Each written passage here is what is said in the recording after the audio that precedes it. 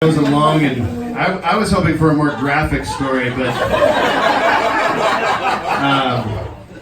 there are a couple questions I do have. One is, I want to know more about this office shower area.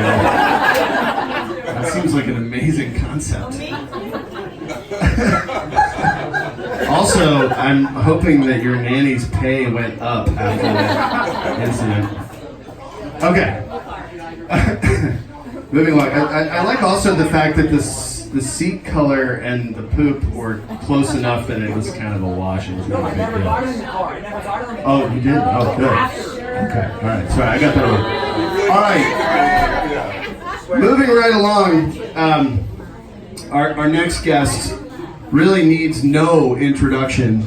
I think the only key fact, most of you already know this, I'm sure, but the only real key fact that you need to know is that for a very, very short period during college, he was actually a lesbian studies major. He also happens to be one of the funniest people I know. Please welcome to the stage, Mr. JimmyK.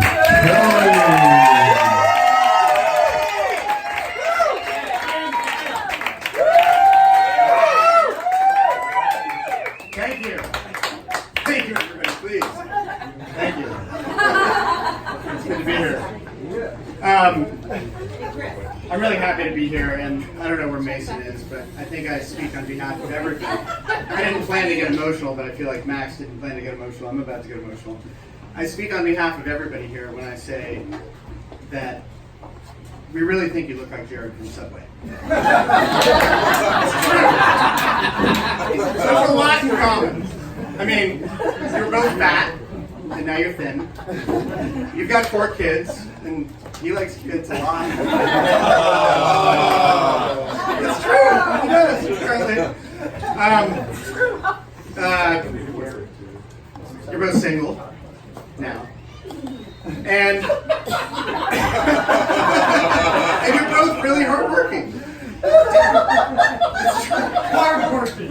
Very hardworking. Did you know that Jared Scott ate Subway sandwiches 3 times a day for 15 years? It requires incredible discipline. It's unbelievable. I think it's unbelievable what this guy did.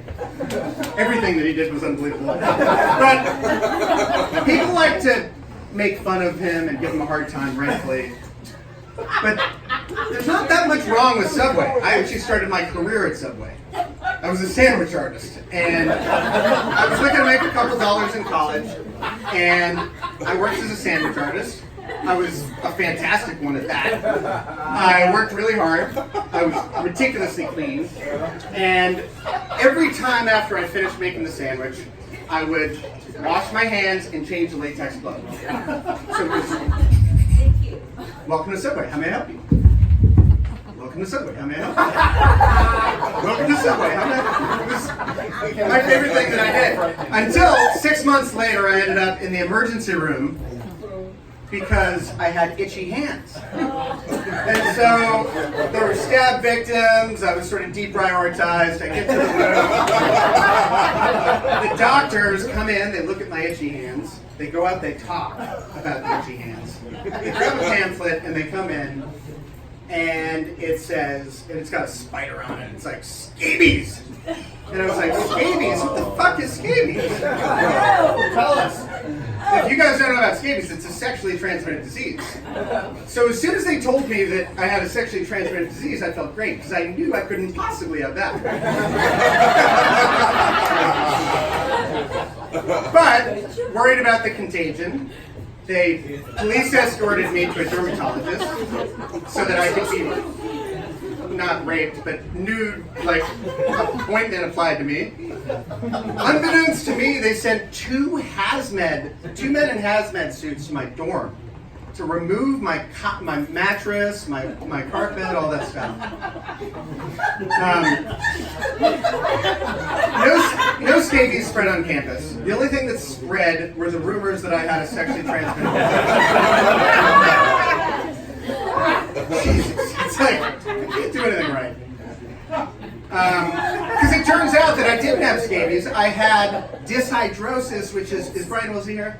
It's what OCD washing their hands too much. So by being careful and cautious, I basically fucked myself. But I spent a lot of time at the hospital in college, unfortunately. I was there for 6 weeks in traction control. Broke my ankle. It was sort of terrible.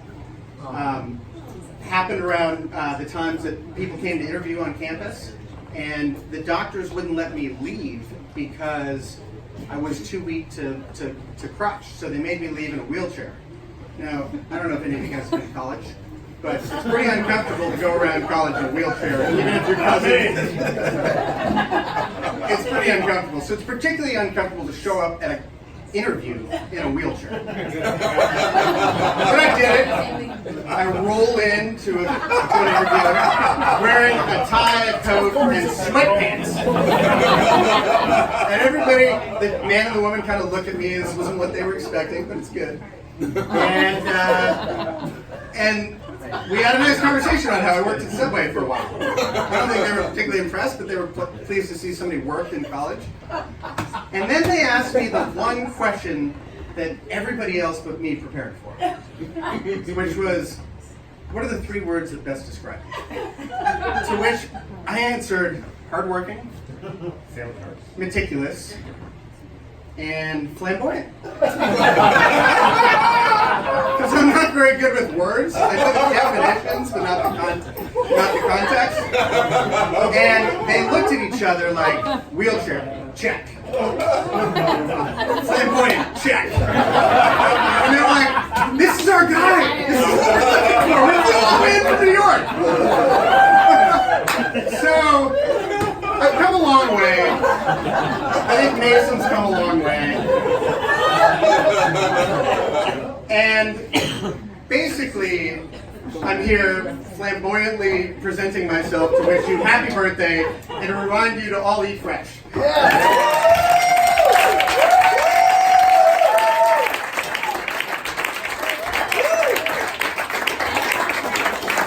Ladies and gentlemen, Jim Kelly. Give it up.